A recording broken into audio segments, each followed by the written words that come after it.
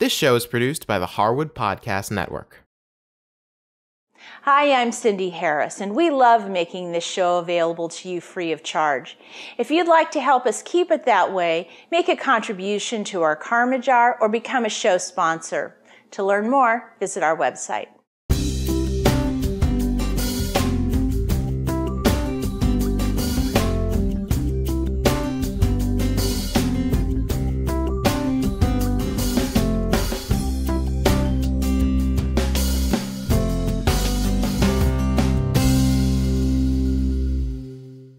Today I'm baking a batch of chocolate truffle cupcakes.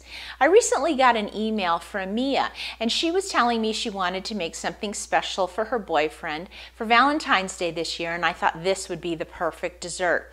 It's a rich chocolate cupcake, and the frosting is chocolate truffle. You put it on top with some shaved chocolate, and it is super rich and super delicious. I'm going to start by getting my cupcake pan ready, and I'm just using a 12-cup muffin pan, and I'm going to use some of these cute little Valentine's Day liners, and I'll put one in each well. Now this recipe makes about 24 cupcakes, so I'm going to start by putting liners in the pan for the first 12, and after they're baked, then I'll put the liners in and bake the last 12 off.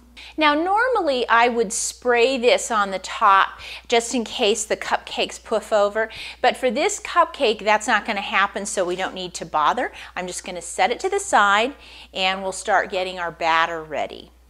So in a medium-sized saucepan I'm going to put in 1 1/4 cups of milk. I'm just using a 1% milk, but you can use whatever you've got on hand.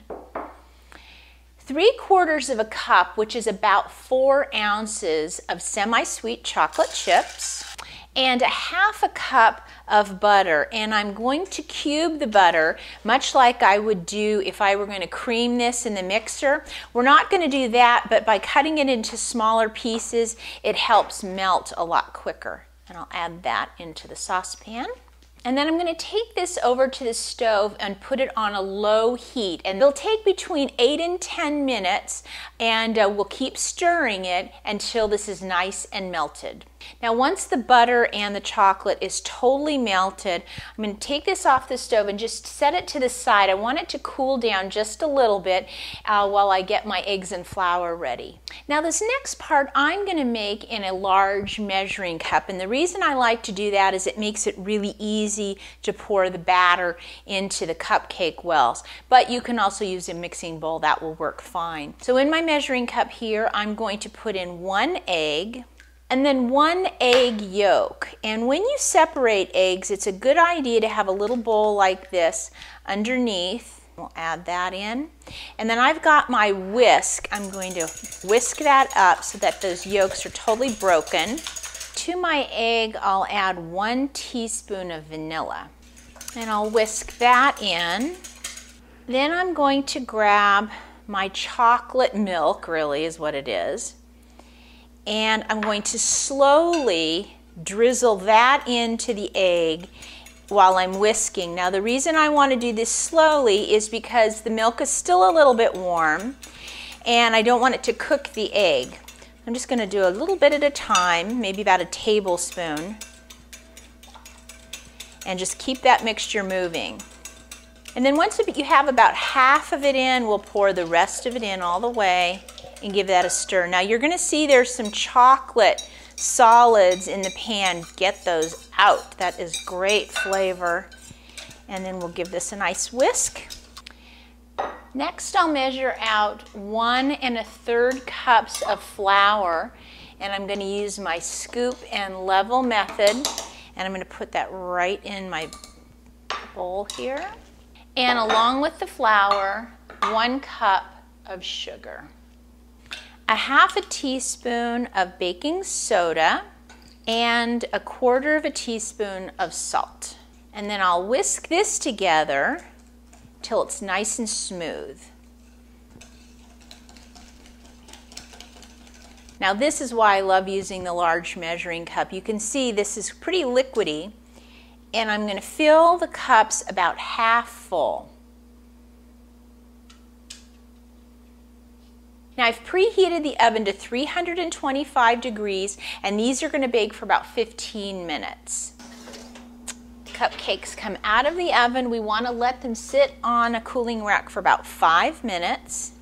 Then I'm going to use a fork and I'm going to carefully lift the cupcakes out of the muffin pan and set them on the cooling rack to cool the rest of the way. And once my pan is cool, I'll go ahead and add the other 12 liners. And then we'll fill these up, but only halfway. And then these will go in and bake for 15 minutes. Now we're going to make our chocolate truffle frosting. So I've got a medium-sized bowl, and it needs to be a bowl that you can put in the microwave. So mine is glass. And I've got 6 tablespoons of butter that I'm going to cut into some small cubes. Add that into my bowl, along with another 4 ounces of semi-sweet chocolate. That's about 3/4 of a cup. And I'll put this in the microwave in 30-second bursts, and I'll take it out each time and stir it. I only want to microwave this until the chocolate is just melted. I'm going to switch to my whisk. And I've measured out 1/2 cup of heavy whipping cream. I'm only going to put about 1/4 of a cup in the mixture right now. So I'm just going to drizzle that in until I've poured 1/4 of a cup of it out. And I'm going to whisk that.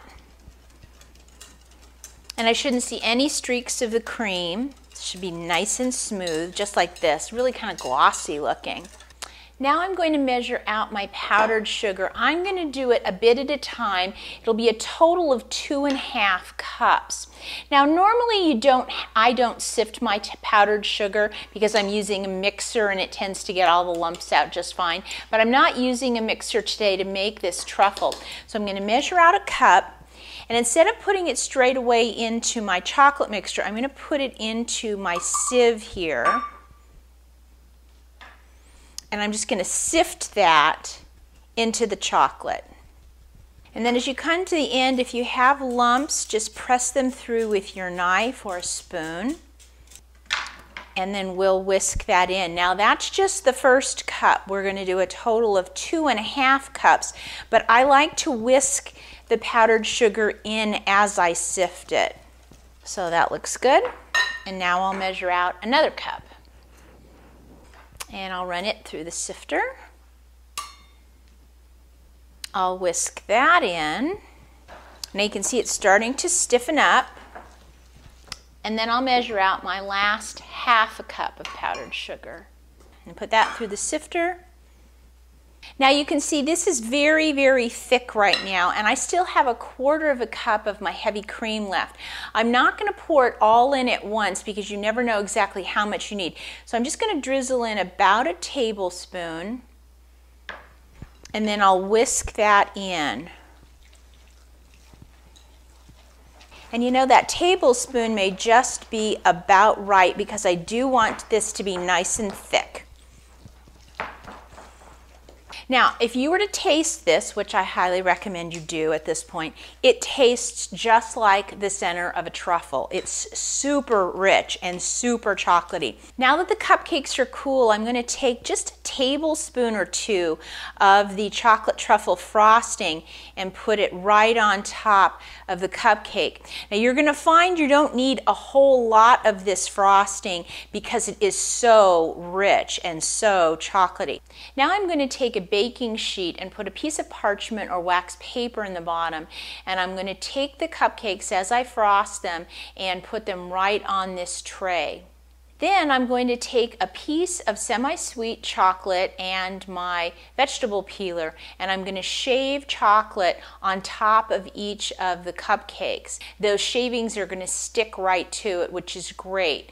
Now these cupcakes are going to need to go right into the refrigerator once the shavings are on top because of all the cream in the chocolate truffle frosting. So do keep these in the refrigerator until you're ready to serve them. Now when you're ready to serve these cupcakes, you can put them on a platter just like this, or another thing you can do is, because they're chilled, you can peel the paper off and serve them individually on a plate. Now, if you'd like to give these cupcakes a try at home, just go to our website and go to the Cupcake show notes, and I'll have the recipe there for you. And as always, if you have any questions or ideas for me, please send me an email. I'll see you next time.